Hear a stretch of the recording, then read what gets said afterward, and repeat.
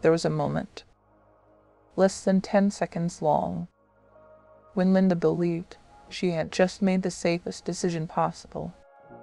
She didn't feel confused. She didn't feel pressured. She didn't feel afraid. She felt certain. And that is exactly why it worked. Because 5 months later, Linda would sit in complete silence, staring at her bank account, realizing that everything she had spent her life building was gone, all because of one message. Linda Parker was 69 years old. She had always been careful, not just with money, with everything. Her life was built on one simple principle: avoid risk. For more than 40 years, she followed that rule. She worked as a bookkeeper. Numbers, records, details. Everything had to be correct. Everything had to be verified. Mistakes were not acceptable. And that mindset shaped her life. She saved consistently. She avoided debt. She never made impulsive decisions. By the time she retired, she didn't have luxury, but she had something far more important: security. A retirement account, a savings buffer, a pay off home, and a routine. A predictable, quiet, stable routine. But stability has a hidden cost: silence. Linda's husband had passed away 7 years earlier. A long illness. One that slowly took everything away. First his energy, then his independence, then him. After that, life became quiet. Not peaceful, just quiet. At first, she filled that silence with routine. Morning coffee, television, short walks, phone calls with her sister. But over time, the silence changed. It became heavier, more present, more noticeable. Loneliness doesn't arrive suddenly. It builds slowly, until one day, you realize something is missing. Not activity, not distraction, connection. One evening, her granddaughter suggested something simple. "Grandma, you should try Facebook." Linda smiled. "I don't need that," she said. But later that night, she thought about it again. Maybe it wouldn't hurt, just to stay connected, just to see what people were doing. So she created an account. At first, it felt harmless.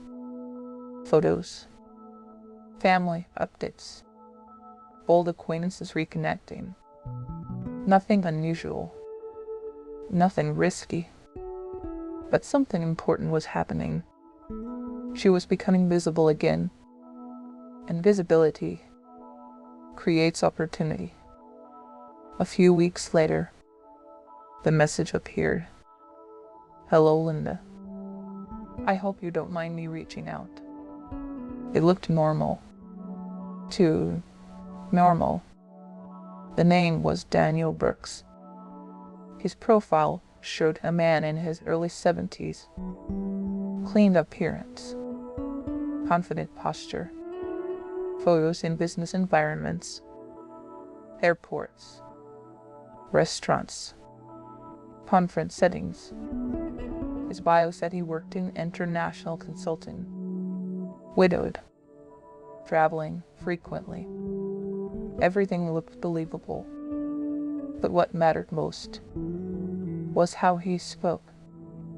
Calm, respectful, measured. "You seem like a kind person," he wrote. Linda hesitated, just for a moment. Then she replied. And that was the moment. everything began. At first, the conversations were simple, polite, neutral. How are you today? What do you enjoy doing? Nothing unusual, nothing suspicious. But something subtle was happening. The conversations became consistent, daily, predictable, and predictability creates comfort. Daniel remembered things, small details, her favorite meals, her granddaughter's name, stories she had told only once, and that mattered, because being remembered feels like being valued.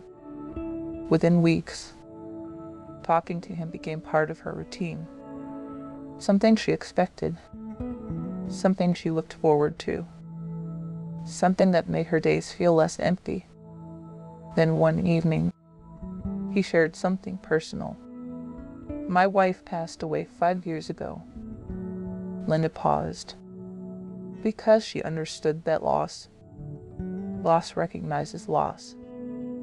And in that moment, something changed.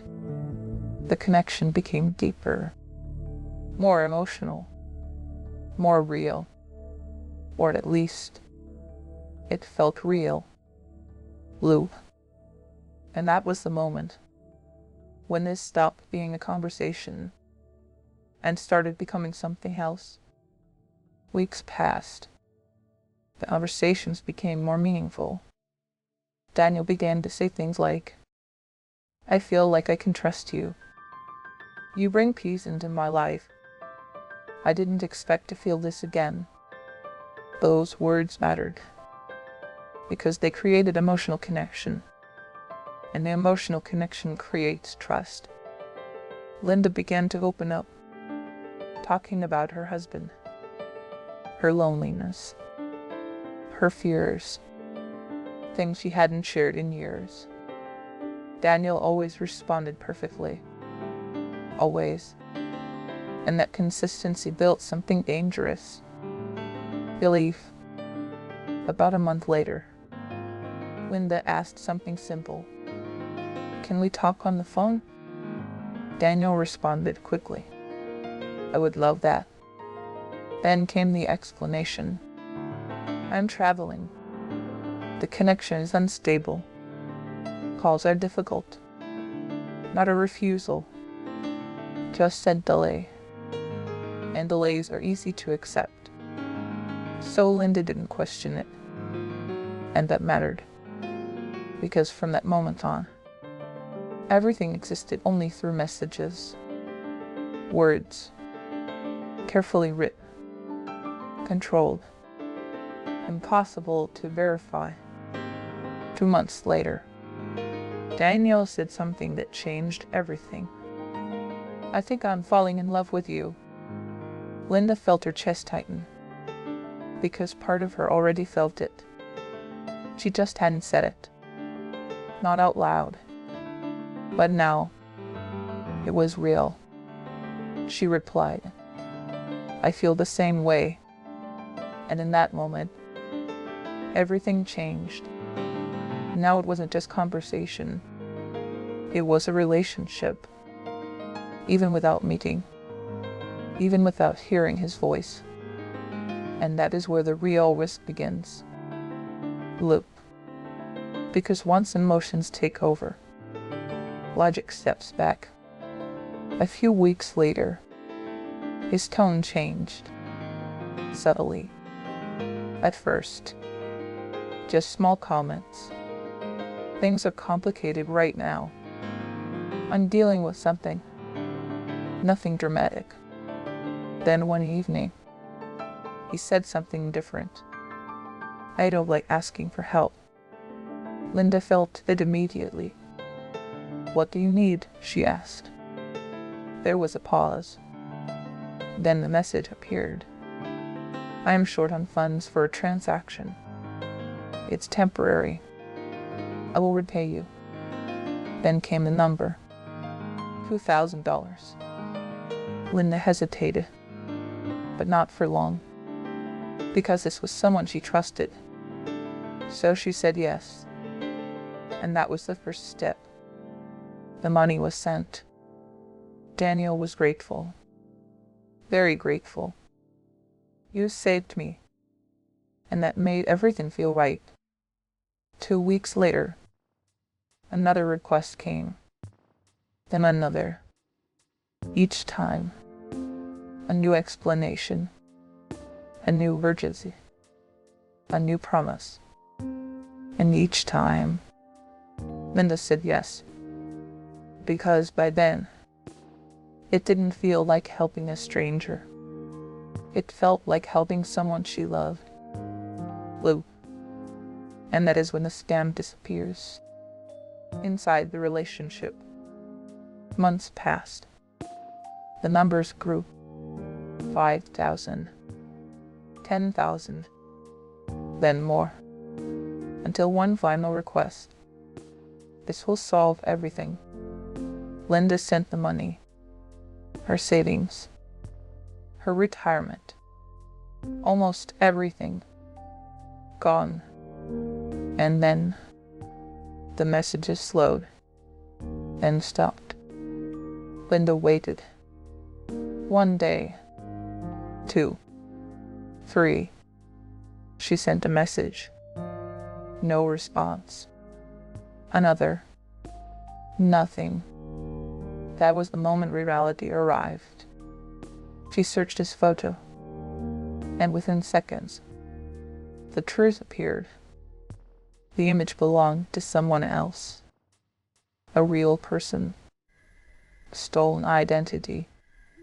Daniel Brooks did not exist. Linda sat in silence, because some realizations are too heavy for emotion. They arrive as emptiness. And that is the final lesson. The most dangerous financial mistakes don't feel like mistakes at the beginning. They feel right. They feel safe. They feel like something good is finally happening. And that is why they work.